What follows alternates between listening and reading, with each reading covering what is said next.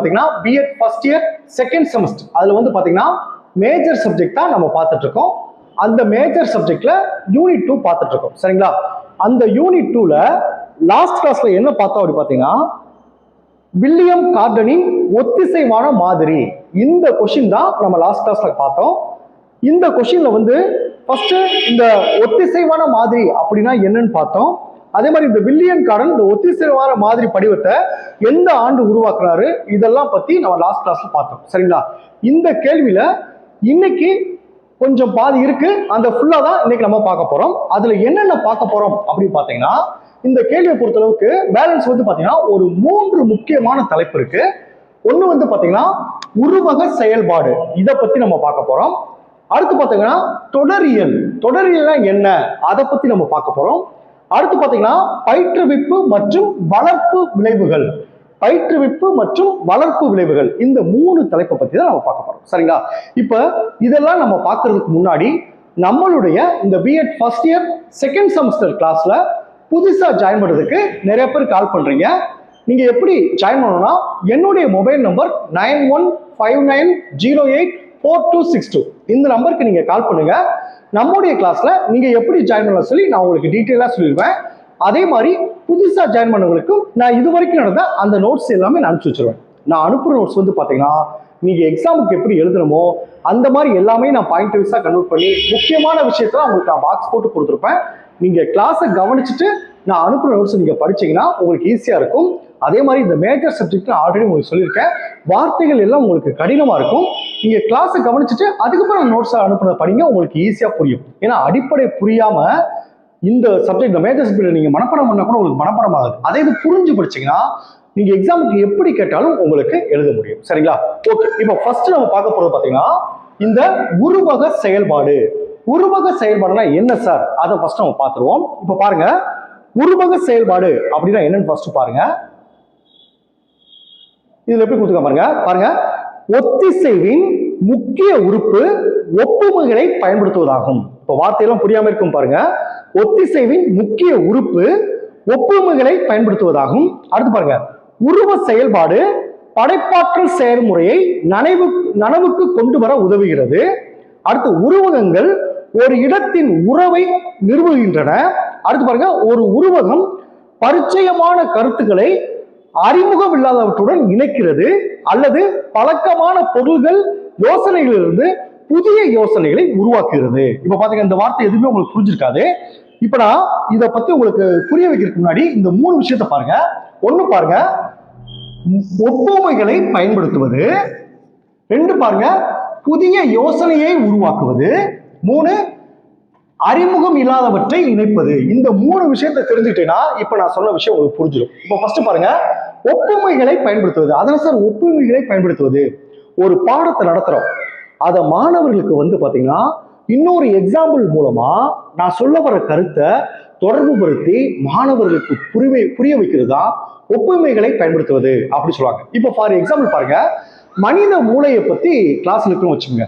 இதை மாணவர்களுக்கு எப்படி சார் புரிய வைக்க முடியும்? இப்போ பாருங்க, மனித மூளையை பத்தி நடத்தினா ஒரு கணினியை எக்ஸாம்பிளா காட்டுறோம். அது என்ன சொல்றோம் பாருங்க, மனித மூளை தகவல்களை சேமிக்கிறது.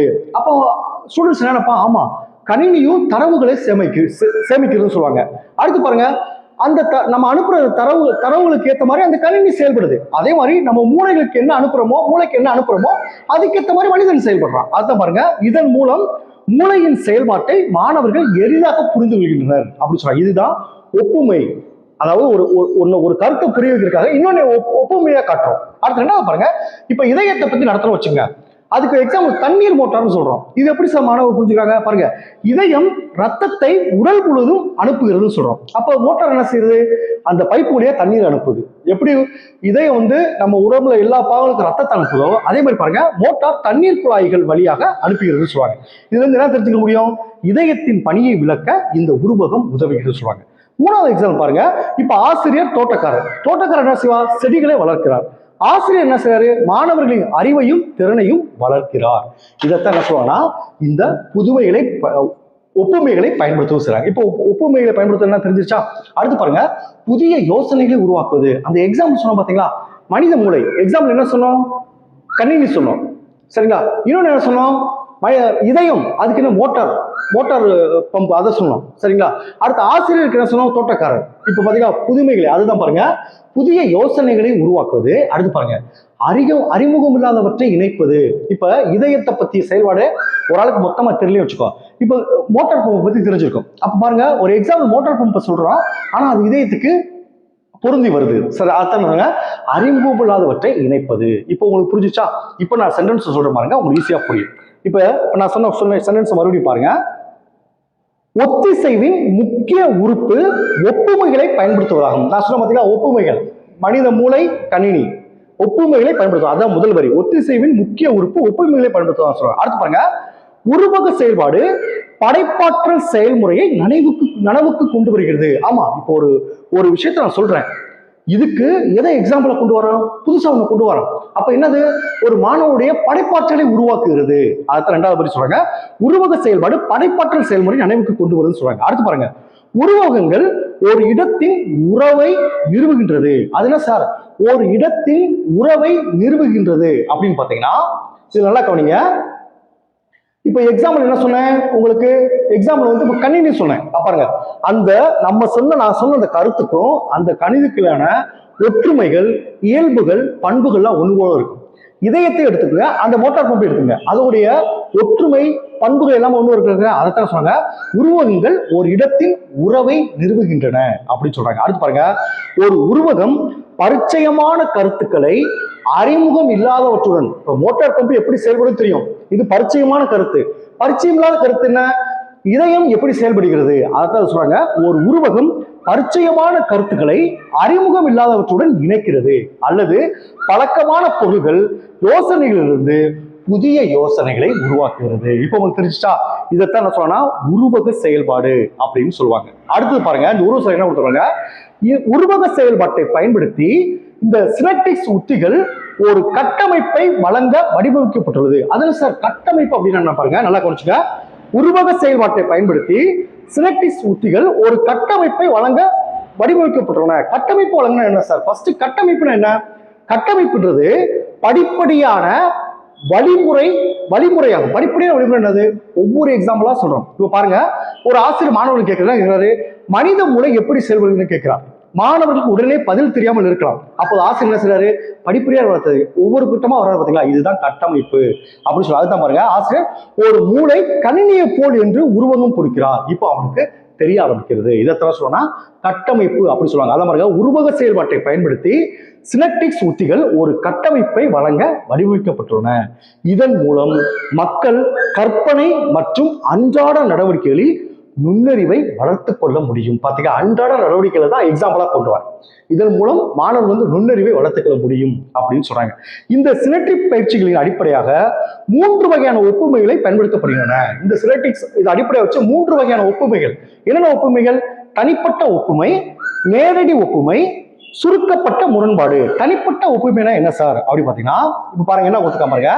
தனிப்பட்ட ஒப்புமையில் கற்பவர்கள் ஒப்பிட வேண்டிய யோசனை அல்லது பொருளுடன் பச்சாதாபம் கொள்ள வேண்டும். அவர்கள் உடல் கூறுகள் அல்லது பிரச்சனையின் ஒரு பகுதியாக மாறிவிட்டதாக அவர்கள் உணர வேண்டும். நல்லா கொஞ்சம். தனிப்பட்ட ஒப்புமையில் கற்பவர்கள் ஒப்பிடப்பட வேண்டிய யோசனை அல்லது பொருளுடன். இப்ப ஒரு ஆசிரியர் ஒரு எக்ஸாம்பிள் சொல்றான்னா அந்த எக்ஸாம்பிளாவே மாணவர்கள் மாறிடுறது. சரிங்களா? இப்போ ஒரு பாடத்தை நடத்துறோம். இப்போ நான் லாஸ்ட் கிளாஸ்ல சொன்னேன், உணவு டெலிவரி பண்ற ஒரு பாய் சொன்னேன், ஒவ்வொரு இடத்துக்கு அந்த உணவு போய் கொண்டு வருது. இப்போ இதயத்தை பத்தி சொன்னான், நம்ம இதயம் வந்து ரத்தத்தை வந்து எல்லா உடலின் எல்லா பகுதிகளுக்கும் அனுப்புன்னு சொன்னோம். அப்ப அந்த மாணவன் அந்த இதயமாகவே தன்னை நினைச்சிட்டு நம்ம உடம்புக்குள்ள எப்படி ரத்தம் போகுது அப்படின்னு சொல்லி அவனாவே உணருது. அதாவது நேரடி, அதாவது என்ன சொன்னா தனிப்பட்ட ஒப்புமை. அவன் அந்த கேரக்டராகவே மாறிடுறது. சில பேர் சொல்லுவாங்களா, நடிப்புல வந்து பாத்தீங்கன்னா அந்த கேரக்டராகவே மாறிட்டான்னு சொல்லுவாங்க பாத்தீங்களா, அதைத்தான் இந்த தனிப்பட்ட ஒப்புமை சொல்லுவாங்க. அதுதான் பாருங்க, தனிப்பட்ட ஒப்புமையில் கற்பவர்கள் ஒப்பிட வேண்டிய யோசனை, அதாவது எதை நம்ம ஒப்பிட போறோமோ அதுவாகவே மாறிடுது. பச்சாபைதாவனா அதுவாகவே அவன் மாறிடுறது. அதைத்தான் சொல்லுவாங்க. அடுத்து அவர்கள் உடல் கூறும் அல்லது பிரச்சனைகளின் ஒரு பகுதியாக மாறிவிட்டதாக, அவனே அதுவாகவே மாறிவிட்டதாக அவர்கள் உணர வேண்டும். அதைத்தான் சொல்றா தனிப்பட்ட ஒப்புமை அப்படின்னு சொல்லுவாங்க. அடுத்து பாருங்க, நேரடி ஒப்புமை என்னன்னா ரெண்டு பொருளுக்குமே நேரடி ஒரு தொடர்பு இருக்கும். இப்ப விமானத்தை எதன் மூலம் கண்டுபிடிச்சா? பறவைகள் பறக்குது, ரெக்கை மூலமா பறக்குது, அதனால விமானத்தை கண்டுபிடிச்சான். சரிங்களா? இன்னொரு விஷயம் என்ன சொல்றாங்க, பெரிய கட்டிடம் எப்படி சாயாம நிக்குது, பெரிய மரங்கள் எப்படி சாயாம இருக்கு, அதோடைய வேர்கள் மண்ணை இறுக்கி பிடிச்சிருக்கு. அப்ப அடிப்பகுதி, அந்த அடிப்பகுதி கரெக்டா பொருந்தி இருந்துச்சுன்னா எவ்வளவு ஒரு மரமும் நிற்கும். அதே மாதிரிதான் கட்டடத்தோடைய அடிப்பகுதி, அடித்தளம் நன்றாக அமைக்கப்பட்டால் எவ்வளவு உயரமான கட்டிடமானாலும் சரியாக நிற்கும் அப்படின்னு கண்டுபிடிச்சாங்க. அப்ப இதுதான் என்ன சொல்ற, நேரடி ஒப்புமை. ஒண்ணுக்கும் அதுக்கும் தொடர்பு இருக்கும். இப்ப பிளைட்டை மனிதன் கண்டுபிடிச்சா பறவையை வச்சு. இப்ப மனித உயரமான கட்டடங்கள் எப்படி நிற்கும்னு தெரிஞ்சுட்டோம்னா மரம் எவ்வளவு உயரமாக ஏன் அப்படியே நிக்குது, அதோடைய வேர்கள் மண்ணை பிடிக்கப்பட்டிருக்கு சொல்லுவாங்க. இதைத்தான் நேரடி ஒப்புமை அப்படின்னு சொல்லுவாங்க. அந்த நேரடி ஒப்புமை பாருங்க, இது இரண்டு பொருள்கள் அல்லது கருத்துக்களின் எளிமையான ஒப்பீடு. நான் சொல்ல பார்த்தீங்கன்னா ரெண்டு பொருள்கள். அடுத்து பாருங்க, ஒப்பீடு எல்லா வகையிலும் ஒரே மாதிரியாக இருக்க வேண்டியது. ஒப்பீடு எல்லா ஒரே மாதிரியாக இருக்க கிடையாது. இப்ப மரமும் கட்டிடம் ஒண்ணா, ஆனா என்ன செஞ்சுட்டோம், ஒப்பீடுமே எடுத்துக்கிட்டோம். அடுத்து பாருங்க, அதன் செயல்பாடு அடிப்படையில் ஒரு பொருளின் நிலை அல்லது சிக்கல் சூழ்நிலையை ஒரு புதிய வழியில் பார்ப்பதற்காக மற்றொரு சூழ்நிலைக்காக மாற்றுவதாகும். பறவையை கண்டுபிடிச்சா அது சம்மந்தமில்லாத பிளைட், ஆனா அதை அடிப்படையை வச்சு கண்டுபிடிச்சிருக்கான் அப்படின்னு சொல்றாங்க. அதை பாருங்க, இது ஒரு நபரா இருக்கலாம், தாவரமா இருக்கலாம், விலங்கு அல்லது உயிரற்ற பொருளுடன் அடையாளம் காண்பதை உள்ளடக்கியது அப்படின்னு சொல்லுவாங்க. இதைத்தான் சொல்லுவாங்க நேரடி ஒப்புமைகள் அப்படின்னு சொல்லுவாங்க. அடுத்து பாருங்க, சுருக்கப்பட்ட முரண்பாடுகள் என்ன சார், ஒண்ணுக்கும் தொடர்பு இருக்காது. இப்ப முன்னாடி சொன்ன எக்ஸாம்பிள் ரெண்டுக்கும் தொடர்பு சொன்னோம், இதுல ஒண்ணுக்கு தொடர்பு இருக்காது. இப்ப மகிழ்ச்சி துன்பம் ரெண்டுக்குமே தொடர்பு இல்லை, ஆனா ஒரு கருத்தை உருவாக்கும். இப்போ ஒருத்தர் 12th பாஸ் பண்ணிட்டு காலேஜ் போறது அவனுக்கு சந்தோஷம் தான். ஆனா 12th தன்னுடைய நண்பர்களை இழக்கிறான், தன்னுடைய நண்பர்களை பிரியிறான், அது ஒரு வருத்தம். அடுத்து கசப்பான இனிப்பு இல்ல இனிப்பான கசப்பு சொல்லுவாங்க. மருந்து சாப்பிடுறது கசப்பு தான், அது கஷ்டம் தான், ஆனா உடல்நிலை சரியாயிரும், அது இனிப்பு. இதுதான் கசப்பான ஒரு இதைத்தான் சொன்னா முரண்பட்ட, அதாவது சுருக்கப்பட்ட முரண்பாடு அப்படின்னு சொல்லுவாங்க. இது எப்படி சொல்லிருக்காங்க பாருங்க, மூன்றாவது உருவக வடிவம் சுருக்கப்பட்ட முரண்பாடாகும்.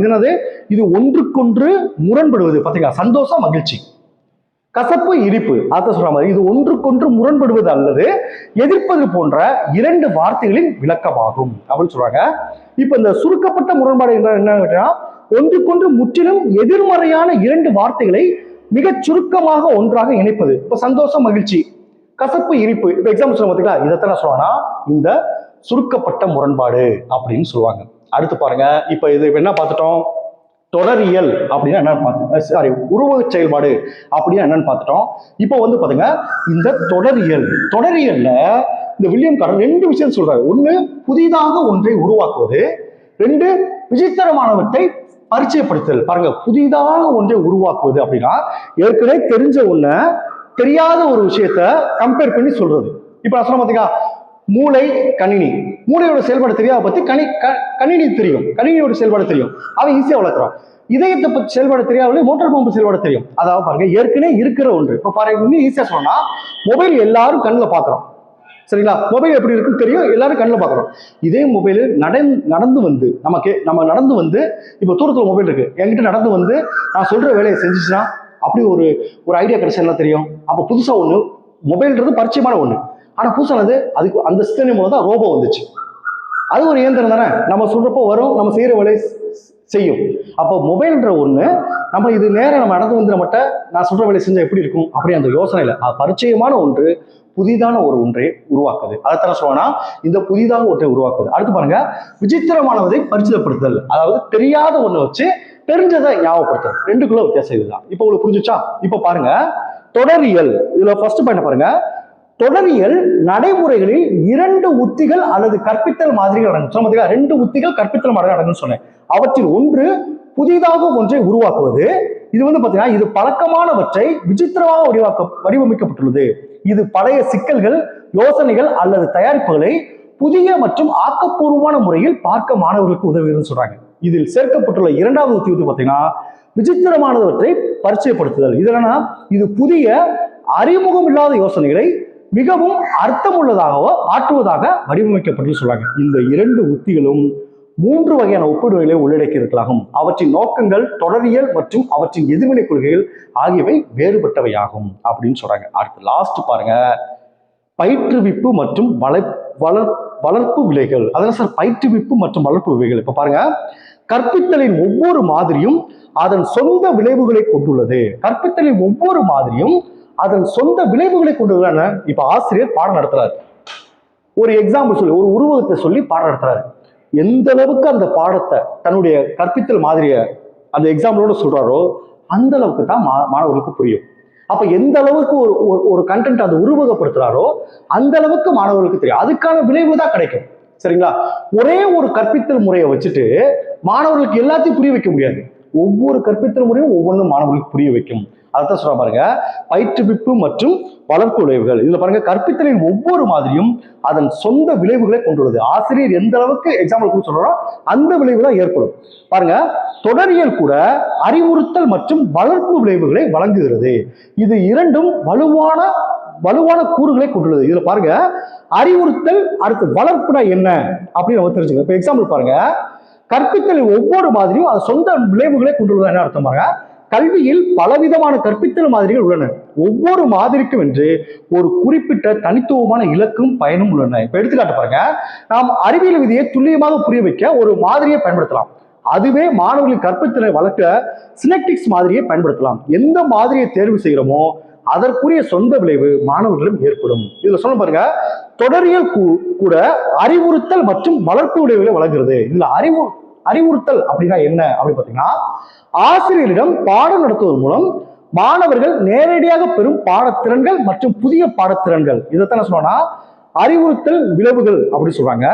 அடுத்து பாருங்க, வளர்ப்பு விளைவுகள்லாம் என்னன்னு பாத்தீங்கன்னா, இந்த தொடரியல் முறையில் பயிலும் போது மாணவர்களிடம் மறைமுகமாக தானாகவே வளர்க்கக்கூடிய திறன்கள்.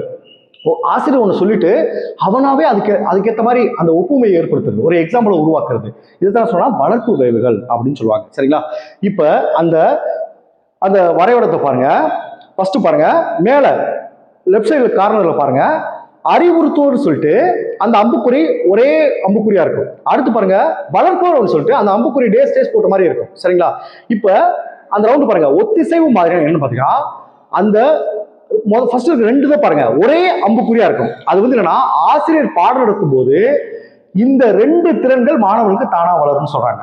ஆசிரியர் பாடம் நடத்தும் போது ஆசிரியர் வச்சுட்டு அந்த மேல இருக்க 2ம் ஆசிரியர் நடத்தி ஒரு எக்ஸாம்பிள் கொடுத்தாருன்னா 2 வித மாணவர்களுக்கு ஆக்கத்திறன் கிடைக்கும். ஒண்ணு பாத்தீங்கன்னா, பொதுவான படைப்புத்திறன் மாணவர்களுக்கு உருவாகும். அடுத்து பாடத்தில் படைப்பாற்றல் திறன் உருவாகும். பாடம் நடத்துறப்ப அந்த பாடத்தை பத்தின படைப்பாற்றல் திறன் மாணவர்களுக்கு உருவாகும். இது ஆசிரியர் நடத்துறப்ப. அடுத்து கீழே இருக்க 2 பாருங்க, அது டைரக்டா அம்புக்குறியா இருக்காது.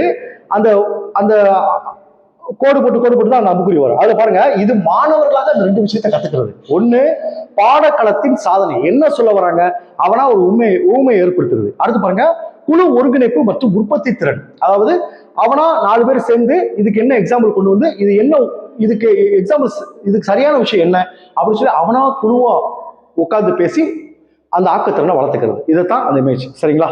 இப்போ உங்களுக்கு புரிஞ்சுச்சா? Okay, thank you students. நம்ம நெக்ஸ்ட் கிளாஸ்ல பார்ப்போம்.